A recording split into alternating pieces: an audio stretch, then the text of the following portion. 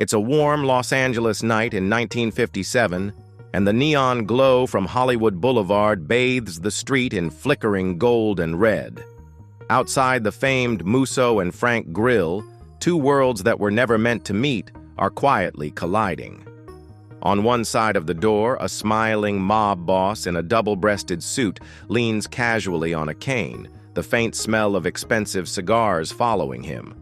On the other, a stunning starlet in a floor-length gown steps into the cool night air, her eyes darting nervously despite the confident smile plastered on her face for the photographers across the street. Between them stands a man the public barely knew, but whose influence ran deeper than any headline could capture. His name was known only to those who mattered, the studio executives who feared him, the actors who owed him, and the mobsters who respected him. In his hand, a plain manila envelope passes discreetly from the starlet to the mob boss, a transaction disguised as a polite handshake. No cameras capture it, no gossip columnist dares mention it. Yet in that brief exchange, debts are paid, favors are secured, and careers are either rescued or quietly destroyed. This was the agent's genius. He existed in the narrow gap between two powerful empires, a human bridge where secrets, money, and influence flowed freely. His office wasn't just a place to negotiate contracts. It was a confessional booth for the famous, a backroom bank for the mob, and a diplomatic channel between two worlds that had far more in common than anyone dared admit. And on nights like this, when the deals were too delicate for telephones or lawyers, he didn't just broker Hollywood's dreams, he protected them, polished them, and occasionally buried them. The public knew the stars, the studios knew the stories, but only the mob and the agent knew the real truth. Long before he was the most trusted fixer in Hollywood, he was just another ambitious kid hustling his way up from the mailroom of a talent agency in the early 1940s. His sharp memory for names, his habit of remembering tiny personal details, and his ability to make anyone feel like the center of the universe caught the attention of senior agents. By the time World War II ended, he had traded the mail cart for a tailored suit and a Rolodex packed with the names of studio heads, contract players, and nightclub owners. Unlike other agents, he didn't chase newspaper recognition or public acclaim. He stayed out of the gossip columns and away from the camera flashes. His genius wasn't just in talent deals, it was in solving problems that weren't supposed to have solutions. A star caught in a compromising situation? He could make it disappear overnight. A director in trouble over unpaid gambling debts? He knew the right friends to settle the matter, for a price.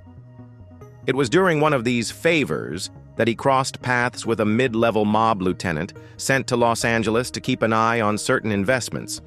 What started as a cautious business interaction quickly evolved into something far more dangerous and profitable. The agent's network in Hollywood and the mobster's network in the underworld fit together like puzzle pieces. The mob needed access to stars, publicity, and clean investment channels. The agent needed muscle, money, and influence that the studios couldn't provide. By the early 1950s, he had quietly become the only man in town trusted by both the studio elite and mob bosses from Vegas to Chicago. And the more he succeeded, the deeper he sank into a world where loyalty was currency, silence was survival, and betrayal had only one consequence. By the time the Hollywood sign's original wooden panels began to rot in the mid-1950s, the agent's network stretched far beyond studio gates. His contacts weren't just in Los Angeles. They reached into the glittering casinos of Las Vegas, the smoky jazz clubs of New York, and the shadowy back rooms of Chicago's Union Halls. To the casual observer, he was simply the man who knew everyone. But to those inside the game, he was the gatekeeper to a hidden economy where fame and crime weren't opposites. They were partners. His Rolodex was his arsenal. Every card represented leverage. A gossip columnist who owed him a favor, a police captain who enjoyed complimentary box seats, a Vegas pit boss who always knew when to look the other way. He moved information like a stockbroker moved money, buying low when a secret was cheap and selling high when the right person needed it buried. What made his network so effective was its invisibility. The meetings didn't happen in mob-owned bars or obvious Hollywood haunts. They happened in innocuous places. The back table of an Italian restaurant in Burbank, a corner booth at the Beverly Hills Hotel, or even during a chance run-in at a horse track. Conversations were never about jobs or hits. They were about projects, appearances, and introductions. A movie role could be discussed in the same breath as a casino deal, the two seamlessly intertwined, and the agent never kept written records. His contracts were in his head, his promises sealed with eye contact. This lack of paper trail wasn't just smart, it was survival. If an actor's career suddenly took off after a mob-backed investment in a film, there was nothing linking them. If a troublesome story about a producer's gambling debts never made it to the papers, no one could trace it back. Behind the glitz, he was building something even more durable than movie stardom. A parallel power structure. A secret Hollywood where the biggest names were sometimes just pawns, and the real kings operated in the margins. The most lucrative part of the agent's work wasn't talent contracts. It was favors.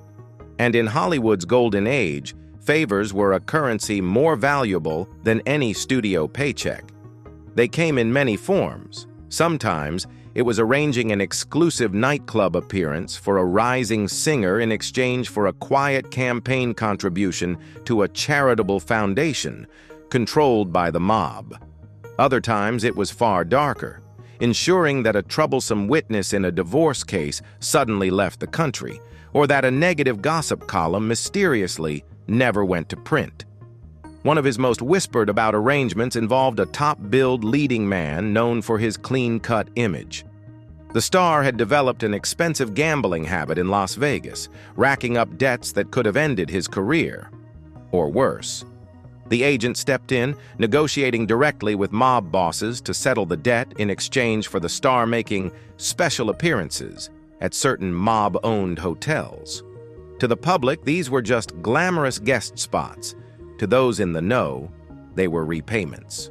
For actresses, the favors could be even more delicate. When a scandal threatened to derail a young starlet's breakout role, the agent didn't just silence the press. He arranged for the offending photographs to disappear entirely, paying off photographers and even securing the negatives before they could be sold. In return, the starlet was suddenly persuaded to star in a mob-financed picture, the box office receipts quietly funneled through a chain of shell companies. No one dared talk about these deals openly. The stakes were too high, the players too powerful, and for every favor granted, the agent kept a mental ledger, one that could be called in months or even years later. These debts weren't the kind you could repay with money alone. They demanded loyalty, compliance, and sometimes a willingness to do something that would never be spoken of again. In the end, the favors weren't just transactions. They were chains, binding Hollywood's brightest stars to the underworld in ways that were invisible to the audience, but unbreakable to those caught in the web. By the late 1950s, the agent's world had reached a point where no one, not even the most seasoned insiders, could tell where legitimate Hollywood business ended and mob dealings began. Studio heads pretended not to notice. The money coming in from mystery investors kept productions rolling, and big-name actors were suddenly available for projects that otherwise would have been impossible to finance. On paper, these were just smart business moves. In reality, they were backdoor deals that made the agent indispensable. One of his most infamous feats came when he engineered the casting of an aging film idol who had been all but forgotten by the studios. The official narrative was that the star had been rediscovered by a visionary director. The truth was murkier. The mob had sunk a small fortune into the film, using it to launder profits from a string of East Coast gambling operations. The agent brokered the deal, smoothing egos and drafting a press-friendly backstory that turned the project into a comeback tale the public adored. He wasn't just greasing palms, he was shaping the narrative. In a town built on illusion, the agent was the illusionist-in-chief, ensuring that every deal looked like Hollywood magic when, in fact, it was organized crime pulling the strings. But as the years went on, the deals became riskier. Political pressure on organized crime was intensifying. Senate hearings and high-profile investigations meant that the mob had to get creative. And that meant leaning harder on people like the agent. Suddenly, the favors he once offered as optional became obligations. A producer couldn't say no to casting a particular actress without risking their own reputation, or worse, their safety. The lines blurred further when the agent began to arrange meetings between mob financiers and Hollywood union bosses. These encounters were always framed as labor negotiations or contract discussions. But insiders knew they were about control. Who got the work, who didn't, and how much it would cost to make sure things stayed smooth. And when problems arose, the resolution never came from legal paperwork. It came from a quiet phone call and a promise that the problem was taken care of. The agent's brilliance was that, to the public, none of this looked dirty. It just looked like Hollywood. The breaking point came on a humid summer night in 1961. The agent had orchestrated a glittering charity gala at one of Beverly Hills' most exclusive hotels. Ostensibly, it was to raise money for a children's hospital, a noble cause splashed across every gossip column. But those who studied the guest list knew the real game. Mob capos from Chicago and New York, A-list actors, studio executives, and city politicians all under one chandeliered roof. It was a masterclass in mingling. While photographers captured smiling movie stars holding champagne glasses, backroom conversations decided the fate of multi-million-dollar projects. Studio heads quietly promised distribution deals for mob-financed films. Politicians were assured of campaign donations, in cash, naturally. And actors, already tied up in quiet debts to the agent, were told about upcoming personal appearances they'd be expected to make at certain casinos. One veteran columnist, who had attended enough of these events to know what was really happening, later said, "That night wasn't a party. It was a merger." But no one dared write that at the time. The newspapers printed only the glowing accounts: who wore what, who danced with whom, and which lucky donor won a weekend in Palm Springs. The most telling moment came when a minor producer stumbled into a private side room expecting to find a coat check. Instead, he found the agent at a table with 3 known mob figures, counting stacks of bills and sliding manila envelopes into a briefcase. The producer backed out quietly, but word spread through whispers, not through headlines. Within weeks, the producer had landed a coveted studio contract, his silence effectively purchased. That night crystallized how Hollywood and the mob had become intertwined. No one in power wanted to rock the boat. The profits were too sweet, the risks too high. And the agent, standing at the center of it all, knew that as long as he kept the secrets, the machine would keep running. By the early 1960s, the walls were closing in. Federal law enforcement had grown tired of hearing rumors about Hollywood's mystery money. Wiretaps, undercover agents, and a new wave of organized crime task forces were making life very uncomfortable for mob-backed operations nationwide. The agent's name began surfacing in FBI memos, always in the shadows, never the main target, but consistently mentioned as a possible facilitator in financial irregularities. The Bureau didn't have the kind of photo evidence or recorded conversations that could hold up in court, but they had a trail of whispers, bank transfers, and suspiciously timed career moves among his clients. Then came the subpoena. Delivered in a plain envelope by a nervous young federal marshal, it summoned the agent to testify before a closed-door congressional committee on organized crime. He knew what that meant. The feds were trying to flip him, to get him to confirm what they already suspected, that the mob had infiltrated the film industry at the highest levels. What the investigators underestimated was his loyalty, Or perhaps his fear. He'd built his entire fortune on relationships that could vanish or turn deadly the moment he was perceived as untrustworthy. Testifying truthfully wasn't just a career ender, it was a life ender. Behind the scenes, the mob made their position clear. A single phone call, delivered in the middle of the night, carried the warning, "You know the script, stick to it." No one said more than that because they didn't have to.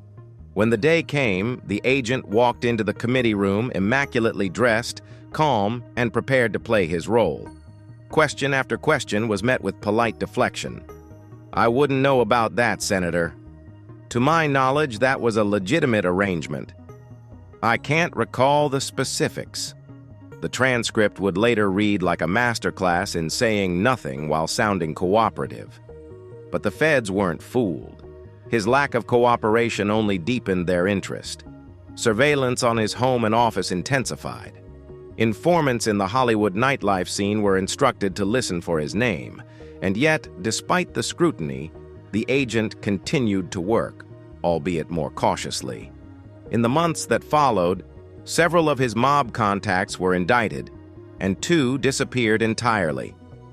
The agent understood the message. The game was changing. The old rules no longer applied, and survival would require disappearing in a way that left no loose ends. By the mid-1960s, the agent had perfected the art of invisibility. No more late-night Hollywood parties. No more high-profile premieres. His name began quietly disappearing from press clippings, even in places where he'd once been a fixture. Officially, he was semi-retired, spending more time at a supposed vacation property in Palm Springs. In reality, he was dismantling the very empire he'd spent decades building. Key contracts were transferred to junior associates, fresh faces with no obvious mob ties. Client payments were routed through a maze of holding companies, each registered under names that didn't appear on any studio ledger. The agent even staged the sale of his Beverly Hills home, though those who knew the real story claimed he never actually left the property. Instead, living in the back guest house, while a shell buyer occupied the main residence. The feds, frustrated by years of half-answers and legal roadblocks, shifted their focus elsewhere. Without concrete evidence, they couldn't indict him, and the mob had no reason to cut him loose. But the balance he had maintained for so long, between the velvet-gloved glamour of Hollywood and the brass-knuckle world of organized crime, was starting to collapse. Then came the event that sealed his fate. A mob-connected producer he'd been protecting for years was shot in a robbery gone wrong. Insiders whispered that it was actually a cleanup job, eliminating loose ends before they could talk. The agent, realizing how close he now stood to the firing line, made a decision. One day he simply didn't show up for a scheduled lunch meeting. No calls, no messages, no explanations. Some said he fled to Europe under an assumed name. Others claimed he'd been retired by the very people he had served so loyally. A more sinister theory suggested that he'd been buried in the Nevada desert alongside other men who knew too much. To this day, the talent agent's real fate remains one of Hollywood's most whispered-about mysteries. His story exists in fragments, FBI files with entire paragraphs blacked out, studio memos that mysteriously vanished from archives, and the occasional half-drunk confession from an aging actor who remembers more than they should. What is certain is that his absence left a vacuum in the industry. Without him, the pipeline between Hollywood's brightest stars and the mob's shadowy influence was never quite as smooth. Deals still happened, but the elegant subtlety of his operation was gone. His legend endures in the way only Hollywood can preserve a secret, as a blend of fact, rumor, and just enough truth to make you wonder. Was he a criminal mastermind, a pawn, or a man who simply got too close to the wrong kind of power? In the end, perhaps that's the perfect Hollywood ending. A man who shaped the careers of icons and the fortunes of criminals, disappearing so completely that no one can agree on whether he walked away a free man or never walked away at all. And for those who knew him best, The silence surrounding his fate wasn't just out of respect. It was out of fear.